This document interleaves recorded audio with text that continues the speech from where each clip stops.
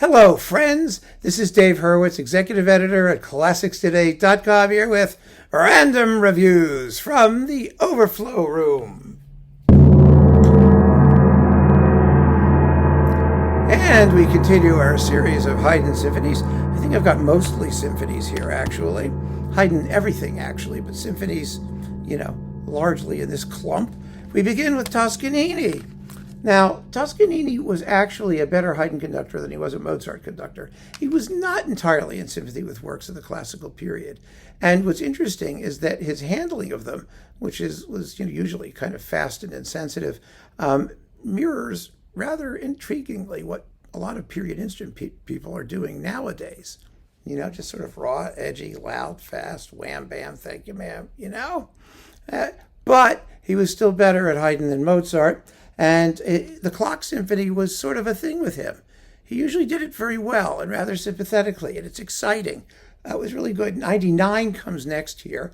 As usual, of course, there are no exposition repeats, and, this is another one of his sort of fast and, at least they were quick and fresh. They were. They weren't particularly imaginative, but there you go.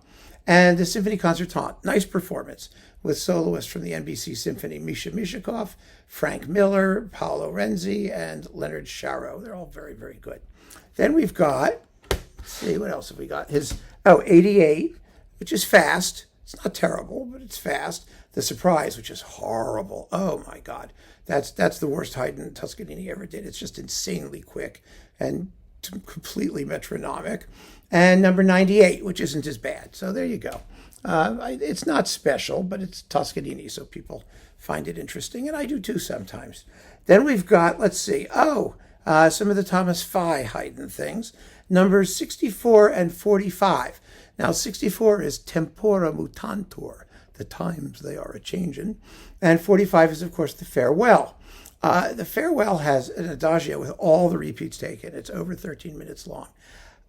I would not do it with all the repeats. I would take the repeats in the outer movements where you can, but that 13-minute adagio is a bit of a push, especially in the period instrument approach that they adopt here without so much warmth or, singing quality. This is, by the way, not the Heidelberger Symphonica. It's the Schlierbacher Kammer Orchestra. And it's pretty good, but, it's actually very good in most spots. It's just that long, slow movement. Sometimes it gets to me. What can I tell you? Otherwise, it's pretty terrific. Then we've got, Symphonies 104, 94, The Surprise, and the Overture to Acide e Galatea. Yeah, which is a delightful little, let's see, how long is it? It's just basically a little symphony type thing in 6 minutes. What's not to like? But the London Symphony is terrific, and the Surprise is terrific, and not all of his London Symphonies were this good.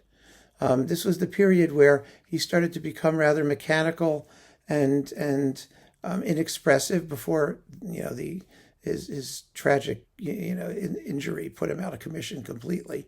And so this was when he was still good, and the performances are just really exciting, very, very exciting. Then we've got Symphonies 88 through 92, La Petite Bande with Sigiswald Kuiken. I never liked Kuiken in this music. First of all, he sounds old.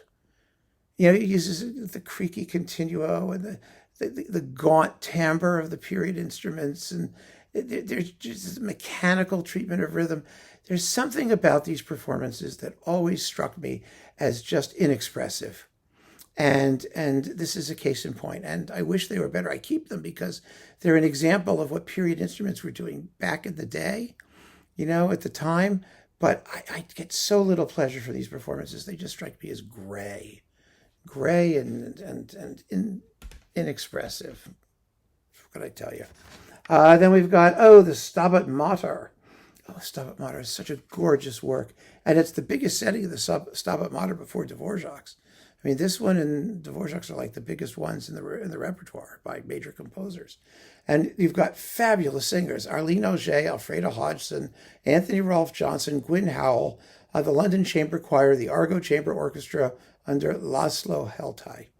Really fine performance of a wonderful work, 67 minutes of it. powerful work. Haydn wrote this as a thank offering after his recovery from a serious illness. And it obviously meant a lot to him. It's extremely deeply felt. And it's a tragic poem. I mean, the text is, of course, the Virgin Mary weeping at the foot of her son who's being crucified and, or just been crucified. It's a very, very sad text. And Haydn really reaches, heights of pathos that people usually don't give him credit for. So if you don't know this piece, listen to it. And this is a fine performance on Australian Eloquence. And now on Australian Eloquence also, we've got Bynum doing Haydn, The Surprise, The Miracle, on number 96 and numbers 97. Fine performance. These are just beautifully played, intelligent, musicianly, a pleasure to listen to. And it's kind of funny because these are mottos from 52, 50, and 53. And now, of course, they're all in the Bynum boxes. They've all been boxed up and remastered and whatnot, by and large. So you can get them rather easily. But back in the day, you couldn't get them at all. And for a lot of us, including me, this was the first opportunity I had to hear these performances. And Bynum was just such a terrific conductor. So these are worth hearing no matter what. And they are very, very nicely done. Haydn was a rarity in the 50s. So having these was sort of a big deal. So there you have it. That's this clump of Haydn. Keep on listening, friends. There's so much more to come. Take care.